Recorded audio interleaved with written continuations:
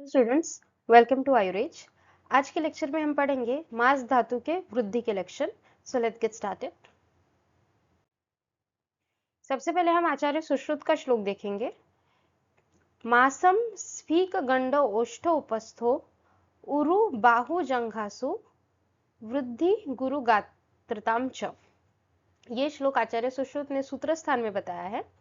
इसमें आचार्य सुश्रुत का ये कहना है कि स्फीक मतलब हिप रीजन, गंड मतलब ही चेक्स रीजन, ओष्ठ मतलब लिप्स रीजन और उपस्थ मतलब जेनिटल रीजन्स और उरु मतलब थाई रीजन्स, वक्ष मतलब चेस्ट रीजन, बाहु मतलब आर्म्स रीजन और जंघा मतलब लेग्स रीजन। सो ये सभी रीजन्स जो है, ये सभी जो स्थान है, ये सारे मांसल भाग युक्त स्थान है। मतलब यहाँ पे मांस धातु ये प्रेजेंट होता है, बल्क में प्रेजेंट होता है। तो जब मांस धातु की वृद्धि हो जाती है तो ये जो स्थान होते हैं, इन सभी में मांसल भागों की अधिक वृद्धि हो जाती है। मतलब जो मांस धातु वहां पे ऑलरेडी प्रेजेंट है, उनका जो बल्क है वो और ज्यादा बढ़ जाता है, मांस धातु और ज्यादा बढ़ जाते हैं।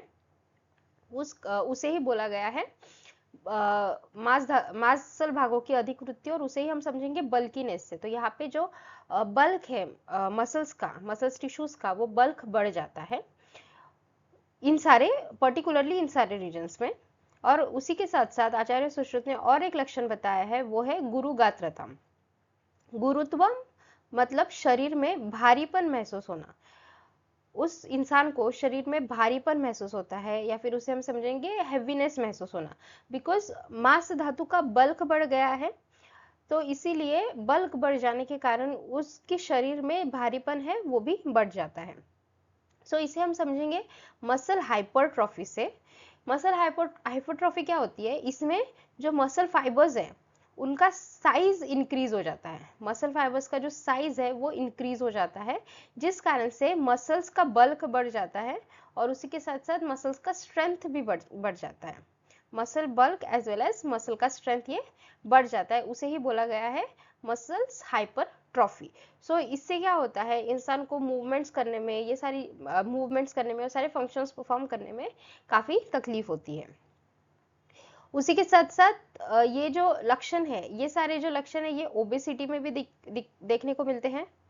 ओबेसिटी मतलब जब एक्सेस फैट डिपोजिशन हो जाता है मसल्स के पास जब एक्सेस फैट डिपोजिशन हो रहा है, उस कंडीशन को बोलते हैं ओबेसिटी।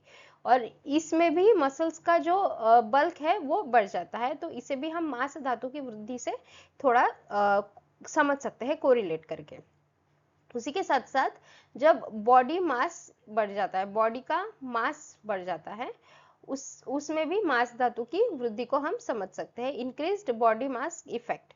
तो इसमें क्या होता है, बॉडी मास बढ़ गया मतलब टिश्यूज बढ़ गए हैं, और अगर टिश्यूज बढ़ गए हैं, more tissues is equal to the more weight. मतलब अगर बॉडी के टिश्यूज बढ़ जाते हैं, या फिर मसल्स टिश्यू अगर पर्टिकुलरली हम बात करें, तो अगर बॉडी के मसल्स टिश्यूज अगर बढ़ जाते हैं तो उसी के साथ साथ बॉडी का वेट भी बढ़ जाता है। तो इन सारे लक्षणों से हम आचार्य सुश्रुत के लक्षण ये समझ सकते हैं। उसी के साथ हम आचार्य वाग्भट ने अष्टांग हृदय संहिता में क्या श्लोक दिया है वो देखेंगे। आचार्य वाग्भट कहते हैं, मासम गंडा अर्बुद ग्रंथि गंडो उरु उदर वृद्धिता कंठाद्विधि मांस अधिमांसम छ। कंठाद्वि अधिमांसम छ। सो यहाँ पे आचार्य वाग्भट का कहना है कि मांस धातु की जब वृद्धि हो जाती है तब गंड वृद्धि मतलब ही चिक्स, जो गाल है वो बढ़ जाते हैं, गाल जो है वो फूल जाते हैं और काफी चबी वो पर्सन दिखाई देता है। उसी के साथ उरु मतलब थाई रीजन, उदर मतलब एब्डोमेन रीजन, इन रीजन्स में भी बल्कीनेस बढ़ जाता है। मतलब शरीर के मांसल भाग अधिक विकसित और मोटे हो जाते हैं। जो शरीर के मांसल भाग है, जहाँ पे मसल ज्यादा प्रेजेंट होती है, वो और ज्यादा मोटे हो जाते हैं और वो बढ़ जाते हैं, जिससे कि जो पर्सन है, जो पेशेंट है, वो काफी बल्कि दिखाई देने लगता है। उसी के साथ जो आचार्य वाग्भट ने जो दो अलग सिम्टम्स बताया है अदर देन आचार्य सुश्रुत, वो है अर्बुद और ग्रंथि। मांस धातु की वृद्धि हो जाने पे अर्बुद और ग्रंथि ये कंडीशंस डेवलप हो जाती है। अर्बुद मतलब बड़ी गांठ होना, जिसे हम ट्यूमर से समझ सकते हैं, और ग्रंथि मतलब छोटी गांठ। ग्रंथि मतलब हम उसे एक छोटे लंप से समझ सकते हैं। सो जब मांस धातु की वृद्धि हो जाती है, तब उस कंडीशन में अर्बुद और ग्रंथि की भी उत्पत्ति होने की शक्यता रहती है। फिर लास्ट जो सिम्टम आचार्य वाग्भट ने बताया वो है कंठा दिशु अधिमांसम अधिमांसम च।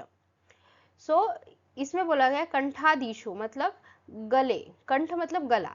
सो गले आदि स्थान में, मतलब गला या उसके अलावा आदि स्थानों में जब एक्सेस टिश्यू ग्रोथ हो जाती है, या फिर वहां पे जो मसल्स टिश्यूज प्रेजेंट होते हैं उनकी ओवर ग्रोथ हो जाती है, उसे ही बोला गया है अधिमांसम। अधिमांसम मतलब मांस धातु का अधिक होना। तो वहां पे अधिमांस हो जाता है, अधिमांस की कंडीशन आ जाती है, तो ये भी मांस धातु की वृद्धि हो जाने के कारण से ही होती है। तो इस इन सारी कंडीशंस को भी हम मसल हाइपरट्रॉफी से समझेंगे, जहाँ पे मसल्स का जो मसल टिश्यूज का जो साइज है वो बढ़ जाता है। उसके साथ साथ ओबेसिटी से भी हम समझ सकते हैं। और जो आचार्य वाग्भट ने अर्बुद और ग्रंथि बताया है, उसे हम ट्यूमर्स और लंप्स से समझ सकते हैं। ट्यूमर्स और लंप्स क्या होते हैं? जब मसल सेल्स का एबनॉर्मल प्रोलिफरेशन होता है, एबनॉर्मली जो मसल सेल्स है वो बढ़ने लग जाते हैं, या फिर उस मसल्स के सराउंडिंग में जो भी टिश्यू सेल्स है, सॉफ्ट टिश्यू सेल्स है, जब उनका प्रोलिफरेशन होता है एबनॉर्मली, वो सारे टिश्यू सेल्स बढ़ने लग जाते हैं, तो उस कंडीशन में ट्यूमर और लंप ये सिम्टम्स, ये साइंस डेवलप होती है, ये लक्षण डेवलप होते हैं। और उसके बाद कंठादिशु अधिमांसम, जिसे हमने समझा है टिश्यू ओवर ग्रोथ से। सो यहाँ पे भी हम हाइपरप्लेजिया या हाइपरट्रॉफी से इसे समझ सकते हैं। और यहाँ पे क्योंकि आचार्य सुश्रुत ने जगहों का नाम दिया है, जैसे कंठ आदि जगहों में उन्हें कहा है, तो यहाँ पे लोकलाइज्ड हाइपरप्लेशिया या लोकलाइज्ड हाइपरट्रॉफी से हम समझ सकते हैं। हाइपरप्लेजिया क्या होता है? हाइपरप्लेजिया वो कंडीशन है जिसमें कि जो सेल्स है, मसल्स के सेल्स है, उनके नंबर्स बढ़ जाते हैं। यहाँ पे सेल्स के नंबर्स बढ़ जाने के कारण जो मसल का साइज है, मसल टिश्यू का जो साइज है वो बढ़ जाता है। और हाइपरट्रॉफी वो कंडीशन है जिसमें कि साइज ही बढ़ जाता है, मसल टिश्यू का साइज ही बढ़ जाता है। पर हाइपरप्लेजिया में मसल्स टिश्यूज के सेल्स का नंबर बढ़ जाता है, सेल्स ज्यादा बढ़ जाने के कारण साइज बढ़ता है। ठीक है, तो इसे ही हम बोलेंगे टिश्यू ओवरग्रोथ। और उसे ही आचार्य वाग्भट ने कहा है कंठादिशु अधिमांसम, अधिमांस, ये कंडीशन आचार्य वाग्भट ने इसे कही है।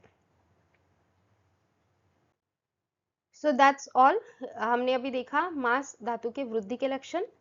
I'll see you soon in the next lecture किसी न्यू टॉपिक के साथ। Until then, keep reading and don't forget to subscribe, like and share. Thank you for watching this video.